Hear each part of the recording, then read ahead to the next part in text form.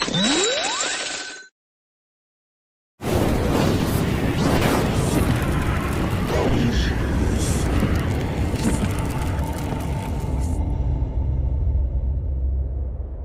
आज मैं आप लोगों को जिस कहानी को सुनाने जा रहा हूँ उस कहानी का नाम है गांव की डरावनी कहानी। उससे पहले मैं आप लोगों को एक ही रिक्वेस्ट करूँगा, अगर आप इस चैनल पर नहीं हो तो चैनल को सब्सक्राइब करके बेल आइकन ऑन कर दें और अपने कानों में हेडफोन लगा लें। उससे पहले मैं आप लोग को एक चीज़ बता दूं कि अगर आप भी कहानी मेरे को भेजना पसंद करते हैं तो मेरे इंस्टाग्राम पे भेज सकते हैं, डिस्क्रिप्शन में लिंक है उसका मिल जाएगा, आप भेज सकते हैं। वहाँ पर मैं आपकी स्टोरी यहाँ पर बताऊँगा। तो दोस्तों, कानों में हेडफोन लगाना मत भूलें, कानों पर हेडफोन लगा लें, क्योंकि बिना हेडफोन के आपको ये कहानी सुनने में मज़ा नहीं आएगी। तो दोस्तों, चलिए शुरू करते हैं। इस कहानी के सभी पात्र जगह के नाम बदले हुए हैं और इस कहानी का मकसद किसी भी तरह की अंधविश्वास को बढ़ावा नहीं देता है। इसका किसी भी जीवित या मृत व्यक्ति से कोई संबंध नहीं है। यह हॉरर स्टोरी चुड़ैल का प्यार एक गांव सलमपुर की है। गांव का रवि काका के पास बहुत सारी गायें थी। वह उनका दूध बाजार में बेचते और उसी से उनकी रोजी रोटी चलती थी। वे रोज़ सुबह दूध निकालने के बाद गायों को लेकर इस गांव से उस गांव, कभी नदी किनारे, कभी ताल को, कभी जंगल में घुमा करते थे और दिन ढलते ही गांव की ओर निकल पड़ते। दिन भर वो घर से बाहर ही रहते, इसलिए भूख मिटाने के लिए वो सत्तू, तो कभी कुरमा, तो कभी रोटी और उसके साथ ही दूध, दही, लस्सी या मट्ठा, छाछ भी ले जाते और किसी पेड़ की छाया में खा पी कर मस्त रहते। प्यास लगाने पर किसी गांव के बाहर लगे नल, ट्यूबवेल या फिर कुएं से पानी निकाल कर पी लेते। वैसे ठंडी के दिनों में वो पानी भी ले जाते, लेकिन गर्मी के दिनों में पानी गर्म हो जाने के कारण वो पानी नहीं ले जाते। बोर होने पर पुराने गाने गुनगुनाते, यही उनकी दिनचर्या थी और वो इससे खुश भी थे। एक बार की बात है, रवि काका बीमार हो और ऐसी बीमार हुई कि ठीक होने का नाम ही ले रहे थे। एक दिन बीता, 2 दिन बीता, लेकिन कोई आराम नहीं हुआ और उधर गायों का बुरा हाल। उन्हें तो सिवा में घूम घूम कर चरने की आदत थी। वो रंभा कर आसमान सिर पर उठा ली। रवि काका की पत्नी संतो वगैरह गायों को खाने के लिए देती, लेकिन गाय उससे खाना तो दूर देखता भी नहीं था, मानो अनशन पर बैठ गए हो। उस पर दिन भर खूंटे की इधर उधर घूम घूम कर गोबर से पूरी ज़मीन कीचड़ कर देती और कुछ तो इसकी सयानी थी कि नद में ही पैर डालकर खड़ी हो गई। उनका हठ देखकर रवि काका बड़े परेशान हो गए। उनकी तो हिम्मत नहीं पड़ रही थी, तो उन्होंने अपने साले के लड़के को बुला लिया। उसका नाम राकेश था। 17 साल की उम्र में ही वो बहुत ही होशियार था। उसके घर पर भी गाय थी, तो उसे इन सब चीज़ों की जानकारी थी। दूध दही खाकर गबरू जवान बन गया था। कोई उसे देखकर कोई उसे 17 साल का कह ही नहीं सकता था। उसे रवि के सारे काम संभाल लिए। वो साथ में अपनी किताबें भी ले जाता और पेड़ की छाया में पढ़ाई भी करता। रवि काका बड़े खुश हुए।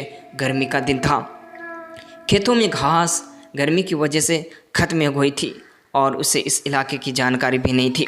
वो गायों को लेकर पास के जंगल में पहुंच गया और कब वो घने जंगल में पहुंच गया उसे पता ही नहीं चला। दोपहर का समय हुआ था। रमेश को प्यास लगी। पानी गर्म हो जाने के कारण उसने पानी गिरा दिया था। वो इधर उधर जंगल में पानी की तलाश में घूमने लगा। अचानक उसे एक कुआं दिखाई दिया। उसकी जान में जान आई। वो झट से कुएं के पास पहुंचा तो देखा गर्मी के कारण पानी काफ़ी नीचे था। उसने एक छोटी बाल्टी जिसे वो अपने साथ रखा था, उसे अपनी धोती से बांधकर पानी निकालने की कोशिश की, लेकिन कामयाब नहीं हुआ। पानी काफ़ी नीचे था। उसने बहुत कोशिश की, लेकिन कुछ नहीं हुआ। वो थक गया और पसीने से पूरी तरह भीग गया था।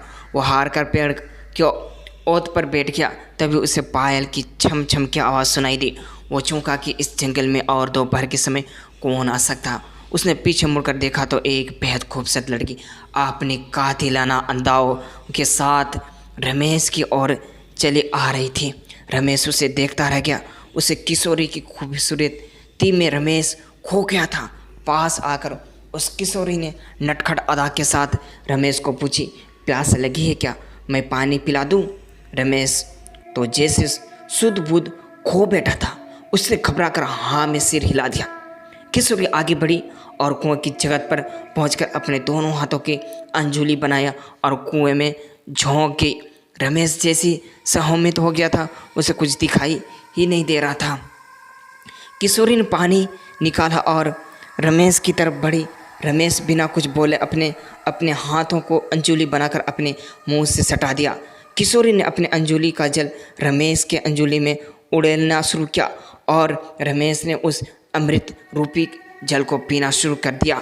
वह अलग बात थी कि उसके अंजुली का आधा पानी जमीन पर गिर रहा था, क्योंकि अभी वो उस किशोरी के चेहरे की खूबसूरती को एकटक पी जा रहा था। ना तो किशोरी का हाथ में जल खत्म हो रहा था और ना ही रमेश की प्यास ही बुझ रही थी। ऐसा प्रतीत हो रहा था जैसे सदियों की प्यास आज तृप्त हो रही हो। यह सिलसिला आधे घंटे तक चला।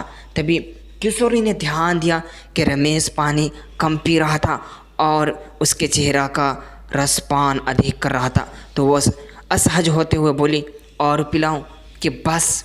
रमेश कुछ बोल ना सका, सिर पर ना में सर हिला दिया। उसके बाद उस किशोरी ने प्यार भरी आवाज़ में कहा, अच्छा मैं चलती हूँ। रमेश अब भी कुछ नहीं बोला, सिर पर हाँ में सिर हिला दिया। वो किशोरी बल खाती हुई जंगल में गुम हो गई। रमेश कुछ देर कुएं की जगह पर बैठा रहा और फिर अचानक वह उठा और गायों की ओर चल दिया। लेकिन अब उसकी चाल बदल गई थी। उसके मन में प्यार के अंकुर फूटने लगे थे। गायों को लेकर रमेश घर पहुंचा। आज वो बहुत ही खुश था। उसके मन में प्यार की तिरंगे लहराए मार रही थी। वो रह रह कर कोई प्यार भरा गीत गाने लगता था। उसकी भूख प्यास सब गायब हो गई थी। वो खोया खोया रहने लगा। उसे हर समय वही लक्षण दिखाई दे रही थी। उस खूबसूरत चेहरे को वो भूल ही नहीं पा रहा था। उसने रात को खाना पी कर सो गया और सोने चला गया, लेकिन नींद आ रही थी ही नहीं। वो करवटें बदलता और प्यार की तराने छेड़ता। उसे कुछ समझ ही नहीं आ रहा था कि उसे क्या हो गया, क्यों उसकी भूख, उसका चैन, उसकी नींद उड़ गई। अचानक उसका दिमाग ठनका और वो डर के मारे कांपने लगा। उसका बदन पसीने से लथपथ हो गया था और वो जोर से चीखा। और जब तक रवि काका और उनकी पत्नी आती, वो बेहोश हो चुका था। रवि काका उसके चेहरे पानी छिड़के और जतन किए, लेकिन कोई फायदा नहीं हुआ। तभी रामू काका की पत्नी संतो देवी ने बहुत देर तक इंतजार किया। तभी रमेश तेज़ आवाज़ में हंसा, लेकिन आश्चर्य ये था कि यह हंसी रमेश की नहीं होकर किसी लड़की की थी। अब तो रवि काका और संतो देवी के प्राण सूख गए। वो वहाँ से तेज़ी से निकले और पास के ही राम खेलावन ओझा के पास पहुँचे और सारा माजरा का सुनाया। इस पर ओझा ने कहा कि जंगल में कोई बात हुई होगी, चलो घर चलकर देखते हैं। ओझा रवि काका और उनकी पत्नी जैसे बाहर निकले, एक काली बिल्ली ने तेजी से उनका रास्ता काटा। राम लेखावन ने कहा कि चुड़ैल कोई छोटी मोटी चुड़ैल नहीं है, इसे हम अकेले नहीं संभाल सकते। आप गांव के और भी लोगों को साथ लो और वहाँ सभी लोग एक साथ गायत्री मंत्र का ऊंचे स्वर में जाप करेंगे और ये घंट शंख बजाएंगे। कोई थोड़ा भी नहीं डरेगा। वो तमाम तरह के हथकंडे अपनाएगी, कभी रोना, कभी महसूस होना, कभी डराना, लेकिन सबको पाठ जारी रखना है। जैसे ही सभी लोग रवि काका के घर पहुँचे तो एक तेज हंसी के साथ रमेश छत की चार दीवारी पर चलने लगा। सबकी होश उड़ गए, लेकिन किसी ने हार नहीं मानी और गायत्री मंत्र का जाप शुरू कर दिया और साथ ही घंट शंख आदि बजाना शुरू कर दिया। रात के समय इस तरह की आवाज़ से अगल बगल के गांव वाले भी बहुत ही अचिंतित हुए और घूंटो वो भी इस गांव की तरफ आने की। इधर ओझा ने अपने कार्य शुरू किए। जैसे जैसे ओझा के मंत्र का प्रभाव पड़ता, वो चुड़ैल और भी भयानक तरीके से लोगों को डराती। कभी वो उल्टे पांव चलती तो कभी छत पर उल्टा चलने लगा थी। कभी भीड़ किसी एक खास की तरफ तेज़ी से बढ़ती, लेकिन वो किसी को छू नहीं पाती। 4 घंटे तक ही कार्यक्रम चला। सुबह 8 बजने वाले थे तभी ओझा की नज़र वहाँ गिरे गुलाब के फूल पर पड़ी। उस पर खून लगा हुआ था। उसने वो फूल जैसे ही उठाने की कोशिश की, चुड़ैल खूब जोर से चिल्लाए और एक भयानक रूप बनकर तेजी से ओझा की ओर झपटी।